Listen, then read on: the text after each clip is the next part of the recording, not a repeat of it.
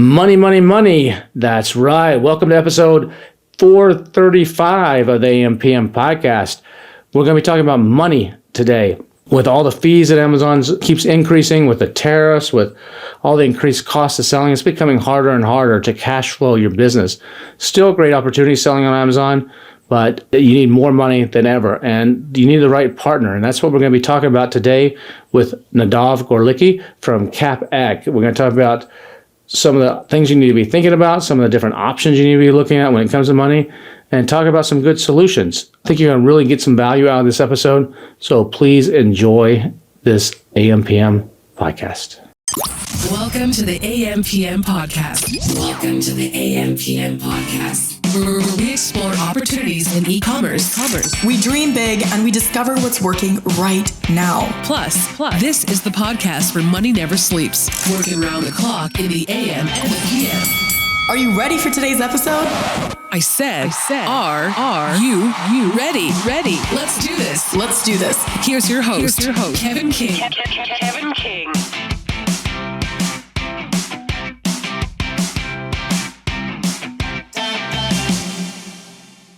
I don't think everybody in our business ever gets tired of talking about money. And so we've got one of the premier guys in the space right now. They maybe someone that's kind of been under the radar for a little while. You might not have heard about them, but that doesn't mean they haven't been around and don't know what they're doing. I've got Nadav Gorlicki on the AMPM podcast. How are you doing, Nadav? I'm doing great. Thank you, Kevin, for having me. Yes, I think maybe we have been a little bit under the radar, and it's time everybody gets to know us. And I'll be glad to talk to you about it today. Awesome. Now, you run a company called CapEc. That's a correct pronunciation, right? Or CapEc, is it as it's spelled? How are you guys actually pronouncing that? CapEc. CapEc. First time you said it was great. Awesome. I figured that was right. But, people listening like, all right, here we go. Here's another guy who just wants to loan me some money at some high interest rates or something. But you actually have a different perspective on all this. You guys were actually, you still may be doing this, but if I understand correctly, you came from the selling world. Yes, that's correct. I've been selling. Actually, my background is even from IT and cloud computing. I started my first company at 2001, and I sold it in 2015. We were almost 70 employees and 14 data centers around the world. And then I went into Amazon. And since then, fell in love with it. I've been doing e-commerce for almost 10 years now. Probably started about 10 brands, private label. Still have 4 brands of my own. So very active in the space and very familiar with it. And as an entrepreneur, most of my life when I saw something's missing or missing a product or a solution in my business, I have the knack to go and create it. So specifically CapEc, we started only 3 years ago, but a little after COVID when basically e-commerce was booming, Amazon was exploding. And of course, one of the biggest problems back then was financing because all the rest was much easier, right? and when I looked into this industry as a seller, and I do have some experience in the finance space. Invested for a few years in the MCA space, so I was familiar a bit with how those finance solutions work. And I felt that our space, the e-com space, is missing a finance solution that really promotes growth, that really helps the seller, that connects directly to the seller's ROI and cash flow. And those are the most important things when you're managing financing in any way in your business, whether it's with debt or without. And that's why we started out 3 years ago. So the MCA world, for those that don't know, that stands for Merchant Cash Advance. And that was it's an out of control business for a while. I mean, it's come down now, but I actually, back before there was a CapEc or back before there was any of these other options that are out there now in the Amazon world, I think there might have been Amazon lending. There was nobody that really understood when I needed money in 2015 and 2016, understood this business. I walk into the bank and they'd look at me like, Amazon, that's not a business. I'm not giving you any money. Where's the assets? Where's the building? Where's this? I'm like, no, dude, I'm making more money than freaking the Pizza Hut you just loaned $1 million to. But they wouldn't do it. So I had to, and I didn't qualify, or I just qualified for Amazon lending, I think at the time. I think you had to be 6 months or a year selling. I can't remember, and be invited. And then, so I had to go out and get non-traditional loans with Cabbage and with Blue Vine and with On Deck and with all these crazy people. But that's not really MCA. MCA I call it the New York Mafia. It's the New York Mafia. It's the boiler room guys based in New York, because there was a friendly judge and the laws were friendly in New York for this, where they would come to you and it would not be a loan. So they did not give you a loan. They would give you an advance against technically your credit card receipts. So that was the original concept, is if you're doing, your Amex and Visa and stuff, they give you an advance against that, but they would twist the rules so they didn't care if you took credit cards or not. So if you're an Amazon seller, you'd give them a login to your bank account, literally a login, not just PDFs of your statements, but a login. They go look at your cash flow, see how many checks you've bounced in the last year, do a risk profile, and then say, all right, we'll give you X amount of dollars. I think the biggest one I got was 120 grand on that. And then you're able to stack them. So that one guy might give you 120. And then if you need more money, the next guy, he'll give you 80. And then the next company will give you 50. And then, at one point I had 7 of them stacked, but my bottom guy had like 25. And they put UCCs on you. So they file with the state, in my case, Texas, to show the order of who gets paid back first if I default. But the kicker on these guys was they gave me 80 grand, but only 72,000 went into my bank account. The other 8,000 was bullshit fees, ACH origination fee, setup fee, investigation fee, overnight notary fee. And I would have to sign documents, basically a default judgment, before they would send the money. So I had to go to the bank, sign a document, get it notarized, and FedEx it to them. And then as soon as they got that says, I'm in default to this loan, so that they could then take that down to a courthouse in White Plains, New York, if I defaulted the next day, and actually seize assets without going to court. So it was, and then the interest rates were the interest daily paybacks, and the interest rate started, the payment started the next day, and they didn't call it interest, they call it factor rates. So it'd be like a 0.4, which is basically 40% interest, but that 40% interest would be in 90 days. So really, over the course of a year, that's really 160% interest rate. And it's just crazy. And so that's how I'm just telling this story for everybody. So that's how, in the early days, you had to actually get money if you didn't have a rich uncle or have your own money or didn't qualify Amazon lending. And at one point, I had 16 of these out to build my business, and it got it got crazy. I never missed a payment, but it got crazy. And so then around 2018, 2019, a lot of specialized companies started popping up. Bonillo, I think, was the first. They're out of business now. They didn't do proper underwriting. And then several others popped up. And then you're saying that around COVID, you saw the opportunity to come in and apply some of your knowledge and what you know from the selling side, which I think is unique. Most of the people that are coming in offering money are coming from the banking side, or they're coming from the investment side. They don't really understand Amazon. So I think that's a unique perspective. So what made you decide? Because in 2020, 2021, right around COVID, there were quite a few of these already. Some that would take equity positions in your company, some that just straight loans like Sellers Fi, some that would do like Amazon lending, and there were several other options. What did you see that was totally missing that you could come in and that really would set CapEc apart? So I saw a few things. One is that as a seller and looking at other sellers, like you mentioned, I would always get approached by sellers asking me if I could invest in their business, and it was usually for inventory. I mean, 80-90% of our capital is in inventory as a seller, because without inventory our business isn't growing and we're not able to sell, basically. And then as a private investor, if I was giving someone equity for inventory, it doesn't matter for what, as soon as I gave him equity, I wanted a pretty high stake in the company, especially if it's starting out, which is a very expensive solution for a seller. I mean, a seller that's doing $500,000 a year, he might be making profits of $100,000 or something like that, and now he needs to buy inventory for $200,000. If I'm going to give him $100,000, I'm going to want 25-30% of his company, right? And that's an expensive solution that I didn't feel any seller should have to go through. On the other hand, even the banks or the MCAs, the amount of financing that they would give you would also be relatively low to what the seller needs for growth. Now, when you look at these stores, when you look at a store that's basically skyrocketing, for the last 12 months, they've been going up steady, 10% a month. Their product's selling. They have a profitable product. And their only problem right now is to bring that inventory, and they need to bring in double, triple the amount of what they have. Obviously, even if they're making 100% on their product, which is amazing, they don't have enough to meet the demand. So they're all going to find themselves eventually out of stock, losing their position. And great stores that are in a growth state are now going to go back down and start all over again because they didn't have enough inventory. Now, when you look at such an amazing product or a company that's growing and doing well, the risk is relatively low when you understand it as a seller. The bankers don't understand this because they don't drill down into what you're selling. Are you profitable? How's your PPC? How much are you ordering? What's your competition in the category?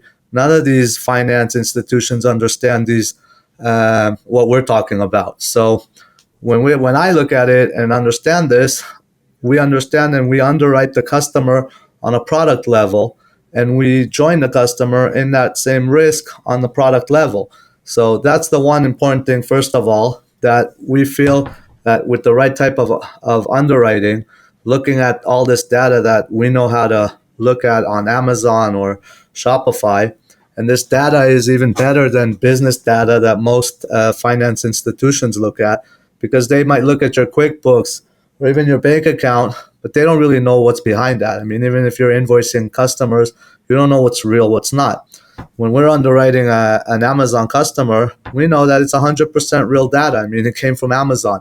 We know every single thing that happened in the store from the day he opened it. So I know every listing that got closed, every return that came back on that product, every review that was written on that product, and how many sales it had. So we have all real data, and understanding that data allows us to really to understand truly the risk of the store that we're gonna finance.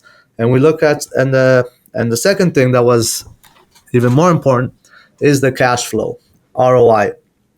I mean, the cash flow that an Amazon seller needs to deal with is very different than a standard pizzeria or even a wholesaler or a reseller, because we have very high bursts of expenses when you're doing, especially private label, when you're doing manufacturing, because you have some kind of deposit. Only 60 days later, the product, 30 to 60 days, the product will be ready. You're going to have to pay the difference in advance, usually the full amount. Then you have to pay the shipping company.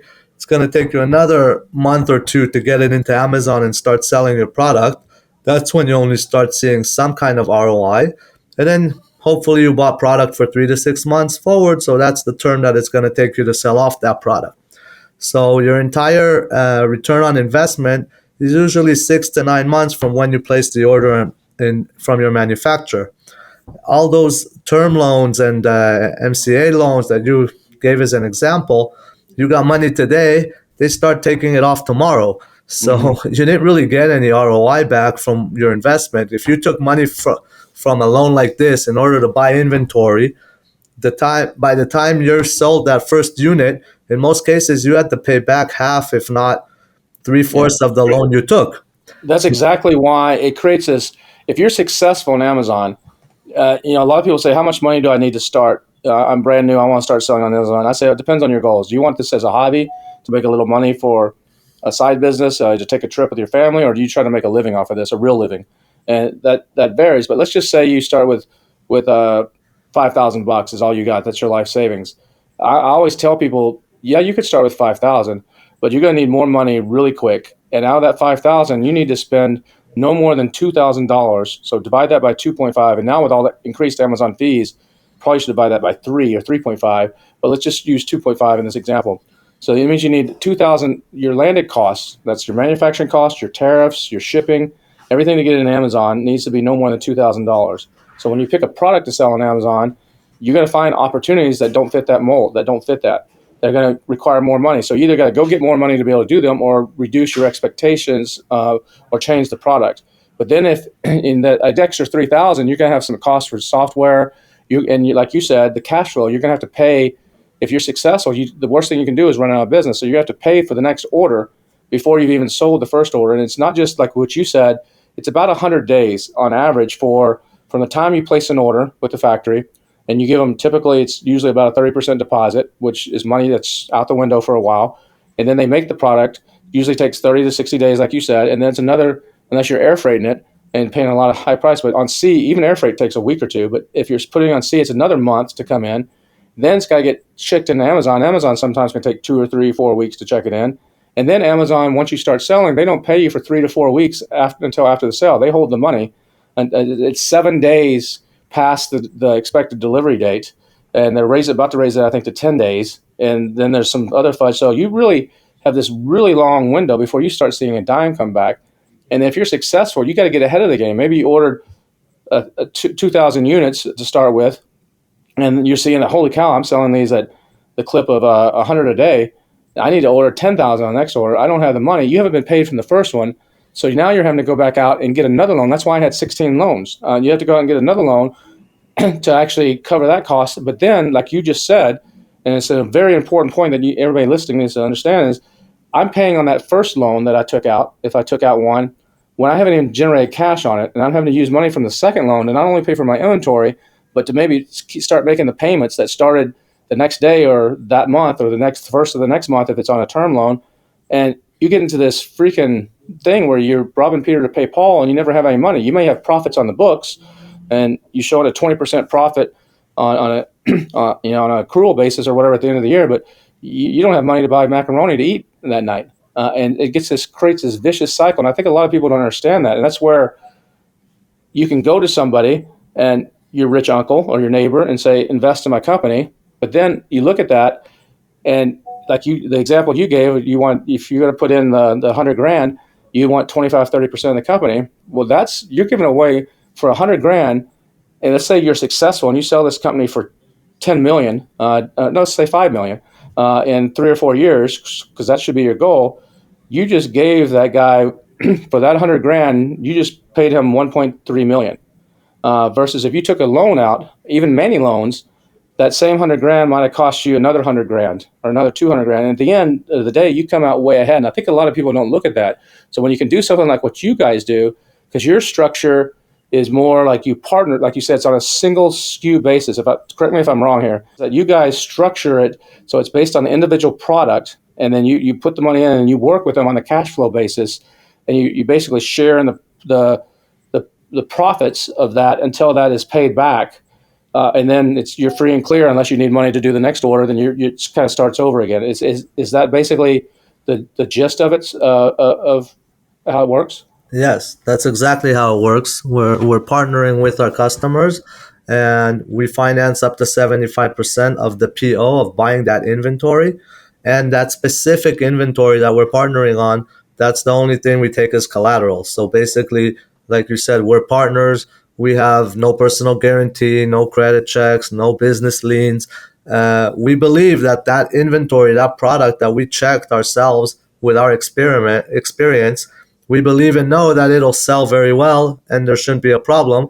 And even if something happens to our customer as a partner or he makes a mistake, we have our experience to come and help. So if your listing gets closed, we'll help you open it.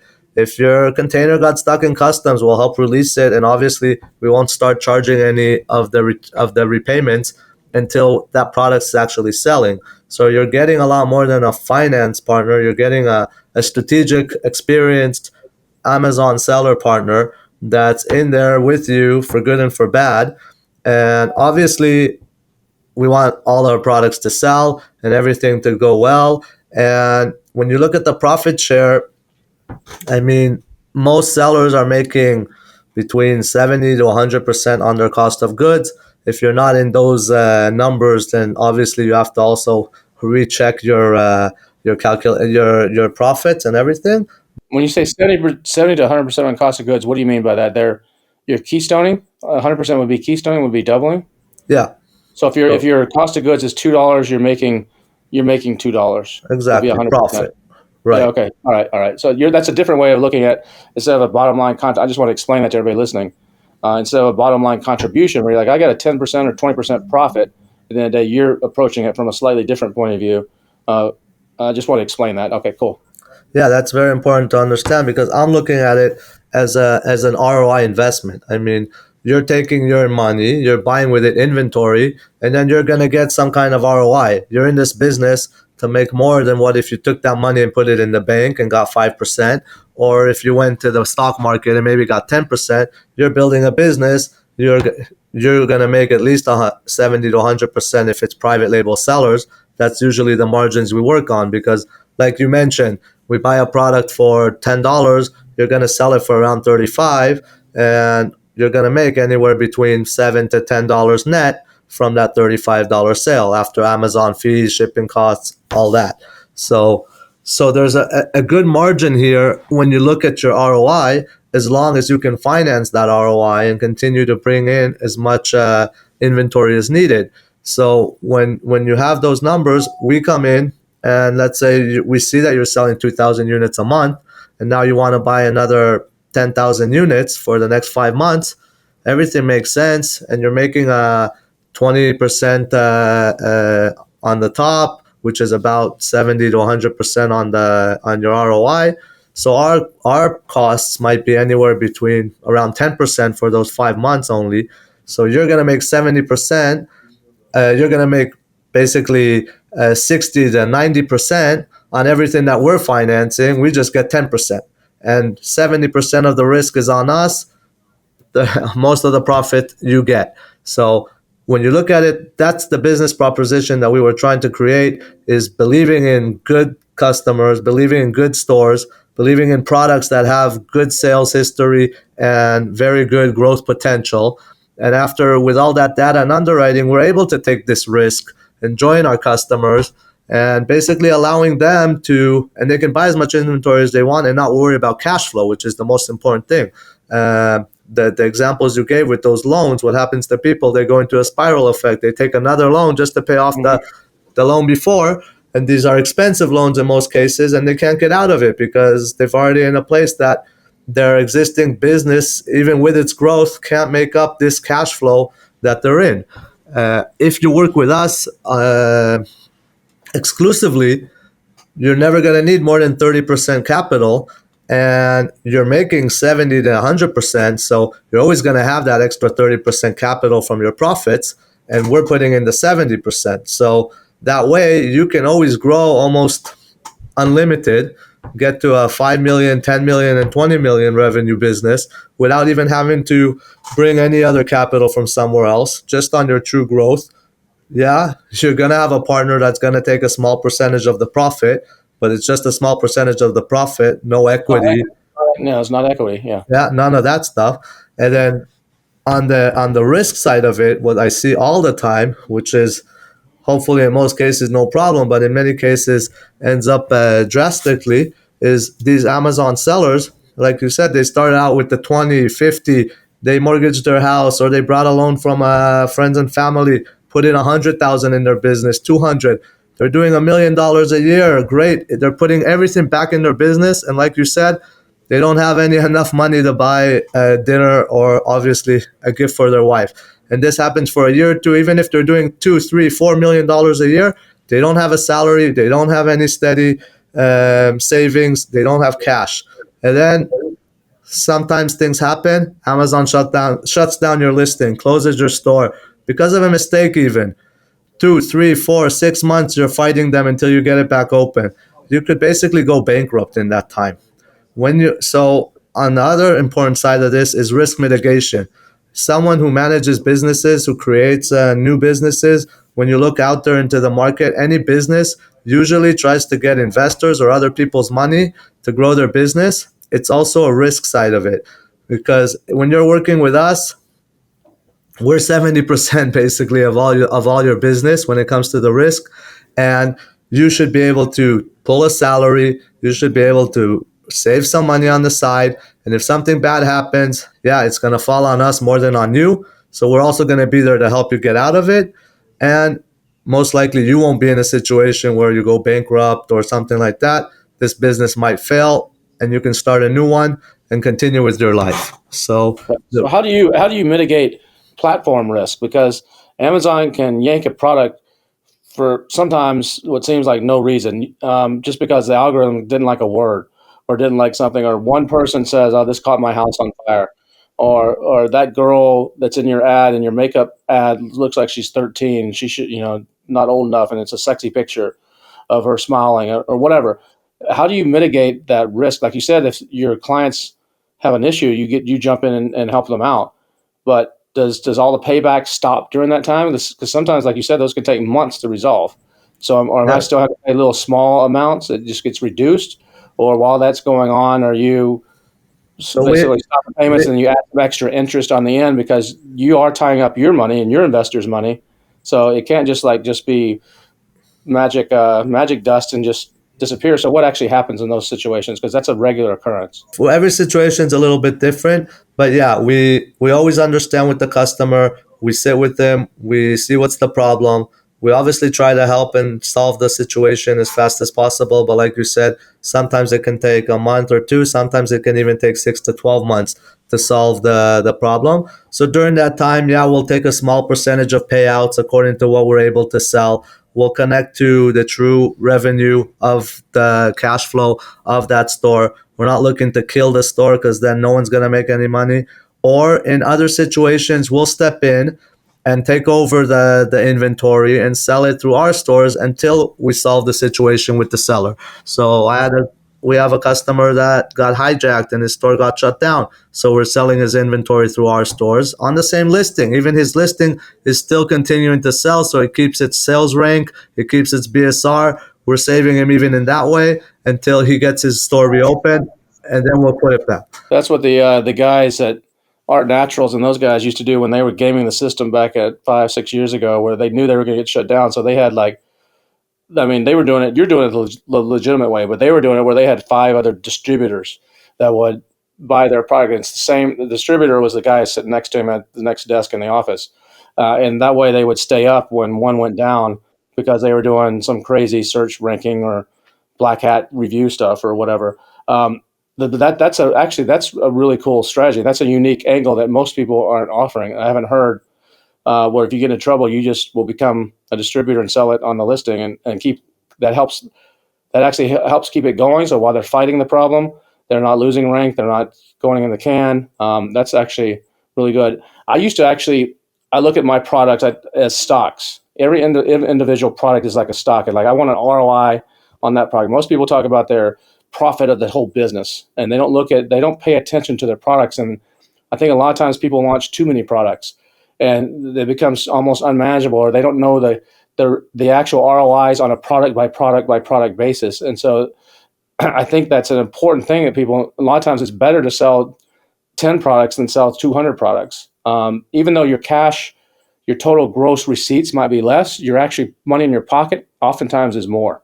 Because there's less hassle, less inventory, less storage, less all this other stuff.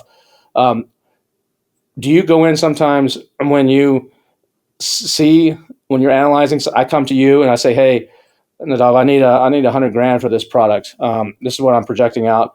You take a look at it because you're an experienced seller, unlike a bank or one of these other people. You actually have a clue. Like, let me take a look. Let me pull up Helium 10. Let me pull up all these tools. You know what, Kevin? I think this is a mistake. You don't need $100,000. You need $200,000. Because your sales are projecting like this. We're a partner with you. We want to make as much money and as much return as possible too. We're going to give you $200,000 instead of $100,000. Because do you ever do something like that? Yes. Where you cut them back? Like, I'm not going to give you 100. You're over projecting based on our experience. You should we'll give you 50, and you should order instead of 10,000 units. Let's just do 5,000 units. Yes, so that happens more often than the other one.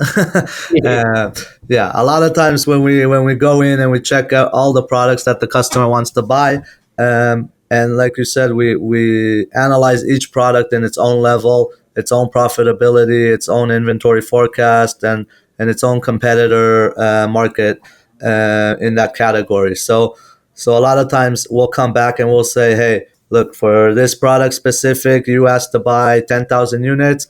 We believe you're not going to sell more than 5,000 in the next 5 months. So maybe you want 10,000, but that'll take you a year. We'll finance 5,000 out of that, or you can buy a smaller amount, and we can always refinance the next PO in another couple months. A lot of people also over purchase because they have MOQs or they're not very forecast, very forecast savvy, and they're overbuying because it's also simpler. Yeah, I want to fill a container. That's great. You want to fill a container, but if you're only saving $3,000 on a container, and then you're going to sit with inventory for 6 months, that's going to cost you $15,000.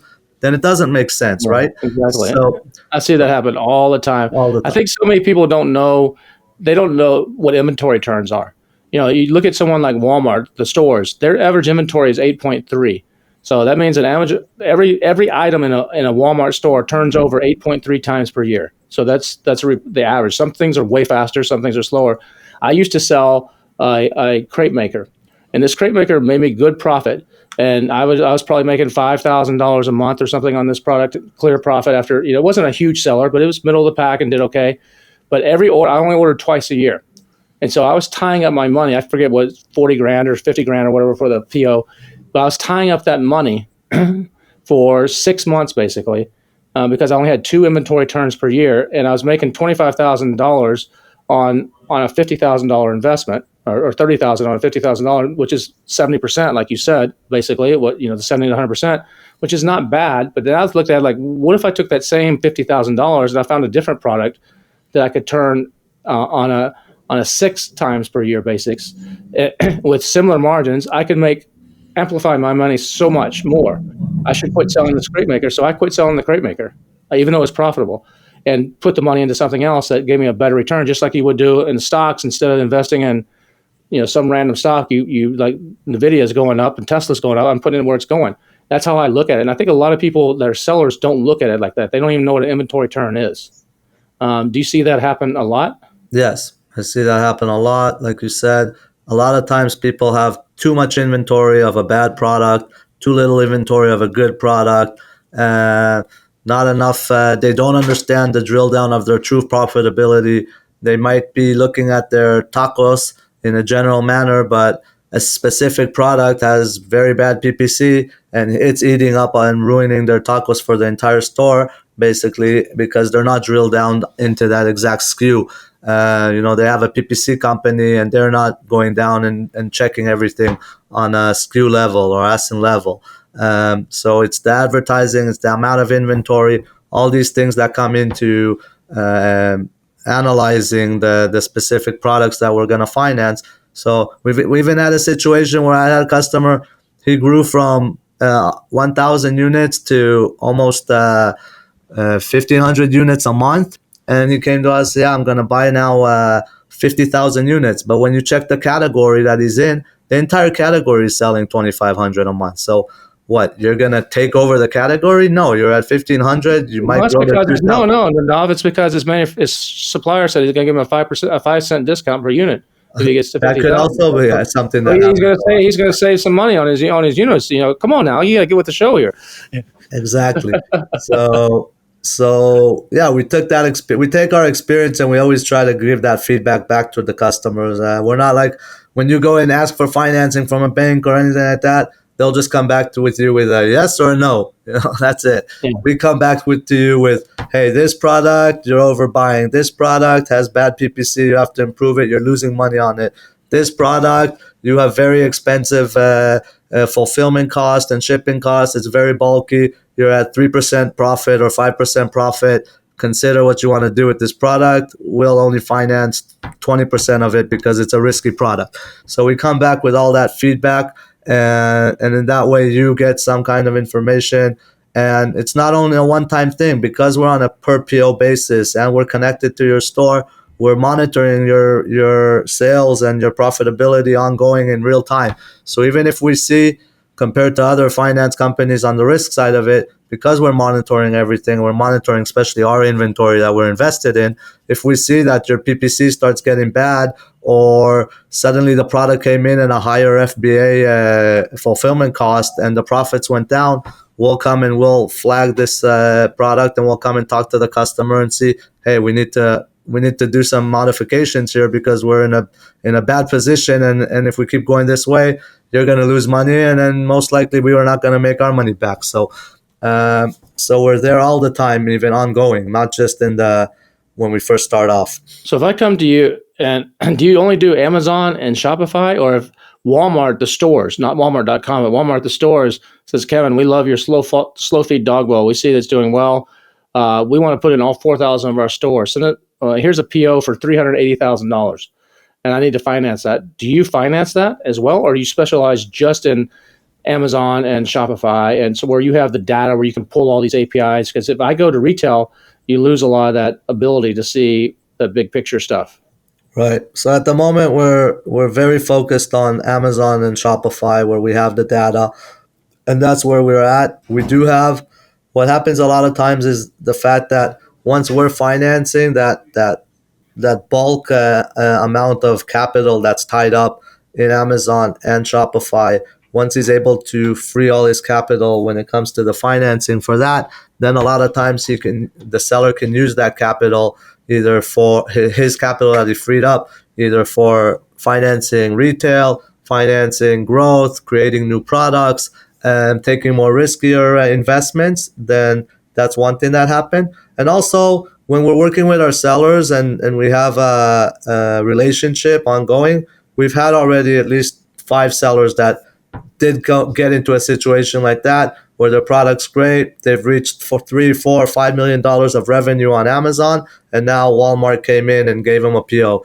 So we have a relationship. We know how they work. We know that they're successful. So we are able to do special types of financing for those situations, and we have done Walmart retail a few times in that case when it's both sides, when we have the online and the retail together. If I'm working with you and we got partnerships on, let's say, 3 of my SKUs, and I come to you and say, Nadav, I've got a new idea. I'm going to launch this new dog leash, and I think it's going to crush it. There's no data on it. Will you finance me on that, or do you only do products that have a history but you can go back and you can see? So we do only products that have a history that we can go back and see, because that's also where you need the bulk amount of financing. That's where the bulk amount of your capital is invested. That's where your big orders are. When you're doing a new product, what do you buy? 1,000 units, 2,000 units? It's not a large investment. It's not a large amount of money. You can use that money that you freed from us financing your 80% of your inventory, because those are your main SKUs. Then you can use the freed capital to do new launches. And as soon as that first order came in and started selling, and you have 4 months of history and you need to do a new order, then we come in and help you grow it to infinity, basically. So what are your requirements? How many months do I need to be selling? What's the minimum amount that you'll partner up with? What's the maximum amount? What are some of those? So you need to be selling, you need to have an active selling store for at least a year and an active product for 6 months of history. That's what we're looking for. You need to have a revenue of 200,000 last 12 months. Gross, not that product, but across all products. Yeah, across all products. Okay. And it needs to be a PO of at least $10,000, because we finance 70% of it. We're not here to finance $3,000, $4,000. $7,000 is the minimum finance ticket that we want to deal with. And how high will you go? We go to the millions. So the interest rate does it vary, or it's a straight partnership rate when you come in as a partner on this? And then do you have access to are you pulling draws directly on my Amazon account, or am I actually turning around and paying you? Are you doing automatic ACHs out of the bank, or how every time I get paid, do you put some sort of lien on my Amazon account until you get paid back, or what happens there? Okay, so yeah, it's a fixed rate for the schedule that we built together. So if we decided we're buying inventory for 5 months worth, 10,000 units, we're gonna build the repayment schedule to match that sales rate so that it connects to your cash flow, and we're gonna pull it out through ACH debits, and you're gonna know in advance those 10,000 units cost us $100,000, and we're our partner. We took 10% fees on that, so you're gonna pay us back $110,000 in those 5 months, basically. And it's a fixed schedule that's pre-built and signed from day one when we pay the manufacturers. And we pay directly to the manufacturers when they need to be paid, and then we ACH debit after the payouts from Amazon on those scheduled dates that we concluded on beforehand. Also, which is very important, we always try to have efficiency use of funds and the most steady cash flow possible. So that's why this whole product is built on paying directly to the manufacturer. So when we sign an agreement, you know you want to go and manufacture 10,000 units, and you only have $20,000-$30,000, but we approved you. You're going to put the $30,000 deposit. We're going to pay the 70.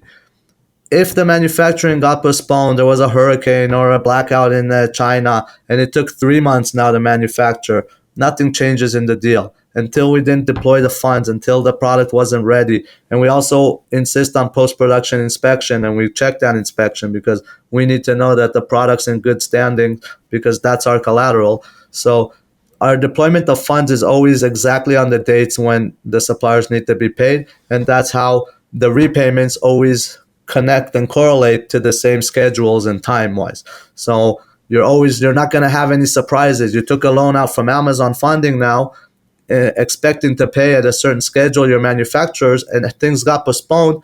That money basically sat in your bank account for 2-3 months, did nothing. You're paying interest on that. You're already paying repayments on that loan before you even started selling the product, because it got stuck in customs or because the manufacturer was postponed. With us, we're connecting to the real payments and the real repayments always. So you never have those cash flow restraints. You can always sleep well at night and not worry about waking up tomorrow morning and having an ACH debit that was returned from your bank account because your cash flow didn't meet up to it. When you pay the factory direct for what's typically a 30% deposit, do I start making payments on that while everything's being manufactured and shipped over those next 90 to 100 days?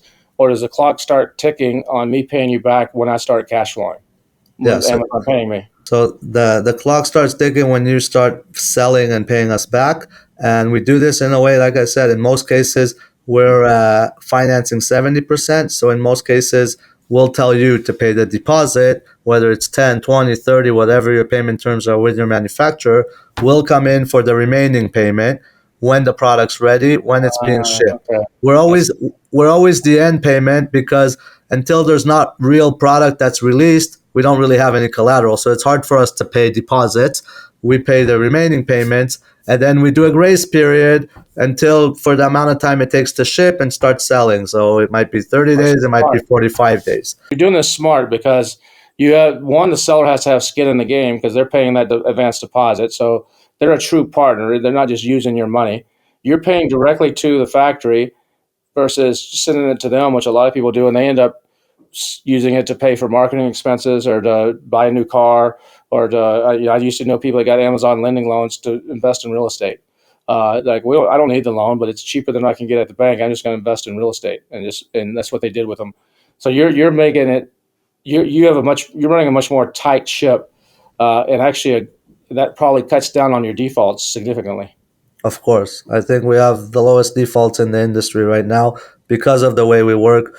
I see ourselves as a responsible partner and the responsible adult. Like you said, a lot of times people, when they get a loan, even though before that they could barely buy dinner, now they got 100,000 in their bank account, that Rolex watch that they wanted all this last few months. Oh, I'm rich. Yep. This is the time to buy it. So no, we don't do that. You don't get the money to your bank account. You can't use it for anything else. It goes directly for payment for specific inventory, because that's what you need from your store, and that's what we believe will help you grow. And if you're doing it right, then you will be able to pull a salary. You'll be able to pull dividend. You'll have excess cash flow in your business so that you can live well and live on your business, because you have a very good, strong partner that's helping you and monitoring you and taking care of you in that way. So you guys really work with people quite a bit. I mean, a lot of people they're just all about the money, and they're just, let's get 100 loans, and we know that 7-8% of them are going to default. We know we need to charge this interest rate to get this return to our investors, and that's all they care about. Versus it sounds like CapEc actually has a vested interest, and you're like in the weeds with them, and you want to see them grow. It's not just a numbers game. Sure, you got to have a return. You get for your investors and who are the banks or whoever supplying your money, the funds behind. But it sounds like it's a totally different, more personalized, hands-on approach than what most people are doing. Yes, it is completely. I mean, when we look at the inventory and how much he's buying, like I said before, if he wants to buy more, and he has a large revenue in his business, most lenders will give him the money. Sure, buy as much as you want. Doesn't matter if it doesn't make sense. We won't allow him to do that. We'll finance what we believe he needs to buy for the next few months, and then he can come back and we'll buy more together when it sells and when it's working. We really want to change the Amazon industry. Today probably 90% of new sellers fail or close in the first year. We want to change those statistics. We want more people to succeed, and there's no reason why they shouldn't. So many businesses fail just because of bad cash flow management, bad reinvestment, or not even having enough cash to build their business. So we're bringing all our best practices and expertise from all the years, investing in the right places and the right products with the right entrepreneurs that want to grow. And if we do it the right way, I think that's why we have the lowest default in the industry. Our sellers will grow, we will grow with them, in the first and year, everybody but I can can't come succeed to much you more. and get a loan until I've been selling for a year. So how do we help? How do we help those 90%? Is it education? Is it like they should reach out to you? Maybe you're not at that 1 year mark, but you're starting to crush it and you're looking for some options. Do you guys do any kind of like, hey, go ahead and reach out to me and we'll help you a little bit, or we'll help you walk you through, and in the hopes that they become a customer when they hit that 1 year mark? Or sometimes maybe you make an exception. Hey, this guy's just, the numbers make sense. This crushes it. You've been doing this for 8 months and you really could use our help, or are you very strict on that? No, we're not very strict. If it's like I said, if it's a seller that has reached a certain revenue and he has POs of $10,000 and he has sales of over 6 months, the 1 year selling mark isn't a block. It's but we do need the product history, and then we can grow with the seller. Now, do I have to be based in the U.S., a U.S. company? I know there's a lot of people that live, in other countries, but they have a U.S. company. Do I have to have a U.S. company to actually work with you guys, or can I work with you if I'm living in Dubai or some, Libya or somewhere and selling? So yeah, that's a huge advantage with us also when creating the product. Me personally, I was living abroad, so it was impossible to get U.S. financing. Most of the finance out there, they want Social Security, they want an LLC, all that. Because we're partnering on specific inventory, because we're paying for that inventory as a buyer's agent, so we have ownership on that inventory as collateral. We only look at where that inventory is located. So as long as you're selling in the US, Amazon.com, or in the major countries in Europe, where we have that inventory as collateral, then we don't care where the company is incorporated, and we can finance that inventory wherever it's going, basically. So I can live in Dubai, have my company set up and incorporated in Dubai, be selling in either the US and or Europe, and I'm good to go with you guys. Yes, we have many customers like that. That's awesome. That's a very unique. That's not a lot of people are doing that. They specialize in a certain region. So when you say that you have a lien or you have a rights on this inventory, are you doing something where if I order 2,000 units, you're working with a 3PL and like 1,000 of those stay in the 3PL and 1,000 go on Amazon? Or if I ship all 2,000 of those units into Amazon and then something goes awry, like my listing gets suspended for some reason, and like you said earlier, where you'll grab those and sell those on your account, or someone just doesn't pay or goes belly up and you need to grab those back out, are you having to pull those all the way back out to your 3PL and then relabel them and put them back in? Or do you have some other system? So in most cases, yeah, we'll have to pull him back out and relabel him and put him back in. But we follow the inventory wherever it is. So if you're working with a 3PL, we'll take view access to the WMS and see how much inventory is in there. We follow the inventory that's on Amazon, because the inventory we're partners on, if we predicted together 5-month sales and you're doing great and you're selling it in 2 months already, obviously we also expect to get that money back already earlier, because that inventory has been sold. We're connecting and partners on that specific inventory. So if it sells faster, we want to get paid faster, and we even give some of the fees back, and we can reorder together again for another order. And if it sells slower, then we'll reschedule the payment terms so that it matches the sales rate. Besides the standard, you haven't been selling for a year, or you don't have 6 months of history on this product, or you haven't reached $200,000 in sales, or some of your basic requirements, what are a couple of the things that gets people turned away? Besides those basic fundamental things, when you start looking at their stuff, is it the profit margin? Is that you guys have no clue what you're doing here? You're buying this for $11 and selling it for 14. you turn them away? Or what are some other things that you see that are common reasons for your underwriting team besides the standard basic requirements that gets people turned away? A lot of times it's profitability. We'll come back to the seller and show him that, hey, you're losing money on this product. Improve your PPC first before we can finance it. That happens quite often, that a seller isn't even aware of his costs in a very good way. Also, the amount of inventory, sometimes the forecasting, or he doesn't have stable sales. Maybe ran out of inventory many times during the year because he wasn't planned well. So it makes it a little bit harder for us to understand the true sales rate.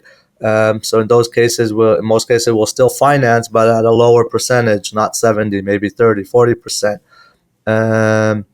So those are some of the underwriting places. Oh, and also he might have payment terms. We had right now a situation where a customer comes to us. He's selling 2,000 units a month. He has a 90 days terms with his supplier, and he wants to finance a 2,000 unit order. So we come back to him and say, hey, your supplier's giving you better terms than what you're selling. You don't need us. That product's going to be sold before we even have to pay your supplier. We're not here for that. We're not revenue financing. We're not here to give you money just for the hell of it. I think he wanted a new Rolex. He wanted a new Rolex, I think. Exactly, maybe. Or a good gift for the wife for Valentine's or something. So other financiers would come in and say, sure, here, take the money. But he doesn't really need the money for that. He needs it for other things, and that's something that's also very important. Sellers should understand what they take money for, where they're going to use it, and most importantly, where's the ROI to pay that back? Because if it doesn't align exactly, that's when businesses go under. Can you give me a story about someone you're like, holy cow, or someone rang the bell in the office like, we got one here that's going to just like take us shoot to the moon? Is there anything that comes to mind along those lines? We had a couple of them. One was a very, very, very strong. He came in very, very strong, even on an electronic device. Less than 8 months, he reached almost 800,000 in sales in 1 month on his 8th month. Wow! So it was amazing. A huge category. The category sells almost probably around 40-50 million a month, and he reached almost 1 million in less than a year of that category. And we also had a toy company that started with us. They were at maybe 50,000, and within I think 16 months they were already at $500,000 a month.